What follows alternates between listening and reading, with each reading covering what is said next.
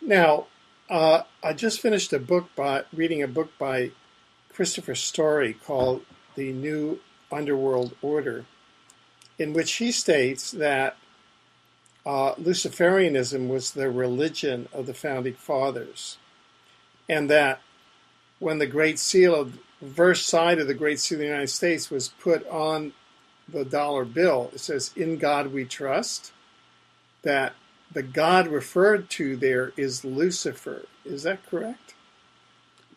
I know that Franklin was, in most likelihood, a dark occultist, or at least an initiate, because my mother would, when my parents would hear a name of someone, either in history or a modern-day politician or entertainer, like Bob Hope or Senator Byrd from West Virginia, or, oh gosh, any number of people.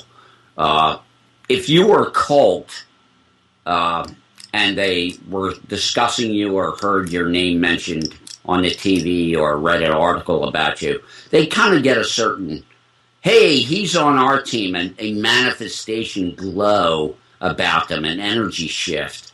And all I can say is that many of the people that you see on TV are dark occultists, and yet, I'm talking politicians here, but some of them actually are just also, what would you call it, compromised slaves. They're blackmailed to obey. But we were always told growing up that the gray, the Zeta Reticuli gray and the reptilians are actually from a different dimension than ours.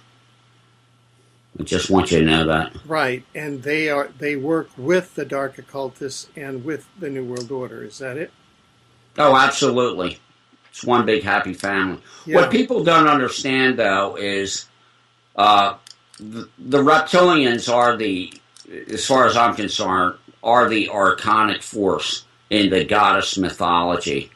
Okay. And the archons mean to eliminate humanity.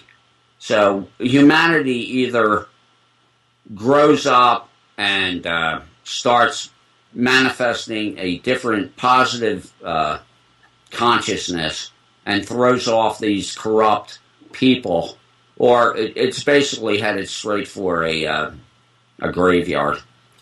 Now, I know that during the two Bush's White House, Bush Jr. and Bush Sr., there was tremendous stories of pedophilia going on, satanic pedophilia going on in the White House. Have you heard? Now, during the George Bush's administration, George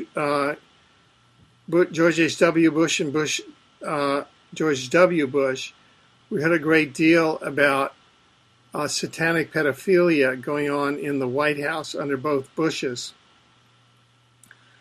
Have you heard anything about satanic Illuminati influences in the Obama White House? No, I generally stay away from, now that I'm deprogrammed, I don't run in the circles of the Illuminati that I used to.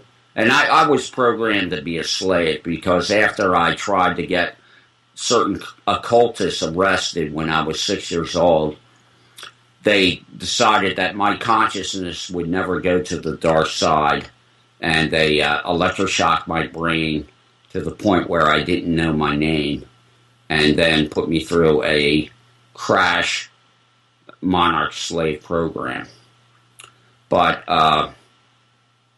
when I worked in Philadelphia, I would say half the people I worked for were involved as far as being Illuminati. And those business people would use certain monarch hand signals to get me to work for them for peanuts. And all I can say is my mother always regretted living in Arden because there were just so many more occult people in Philadelphia. There's quite a few in Philadelphia. Okay.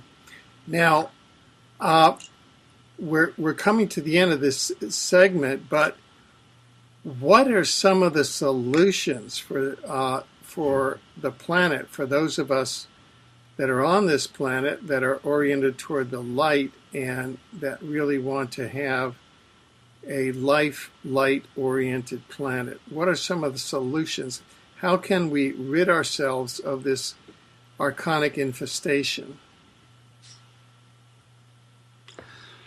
Well, the dark occult Satanists that practice mind control and pedophilia for the elite, the 30 million that do that in this country, were told for generations that they were going to get a big payoff when the New World Order came into fruition. But if you do any studying, you will know that the 30 million dark pedophile occult Satanists in this country are being thrown under the bus along with the rest of humanity. And only the top of the elite will be allowed to live past the what I call the hammer dropping. As far as solutions, we are in an energetic matrix. And this matrix has a base energy which comes from what is known as the goddess Sophia or Sophia. And that base energy is a nurturing and loving energy. That is why the dark occultists have seized our education and religious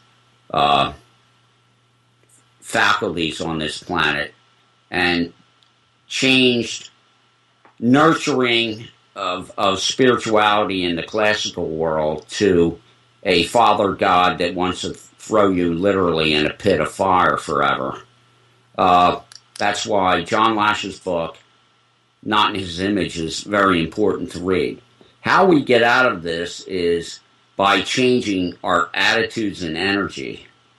And it's going to take some people who are right-brain imbalanced and who are doormats standing up, and it's going to take some people who are dominators and left-brain imbalanced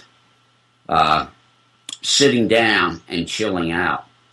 I recommend EFT to every person on the planet so that they can reprogram their subconscious. What is EFT? EFT is emotional freedom technique. It's one of the acupressure, psychological healing modalities that's come around in the last 20 years.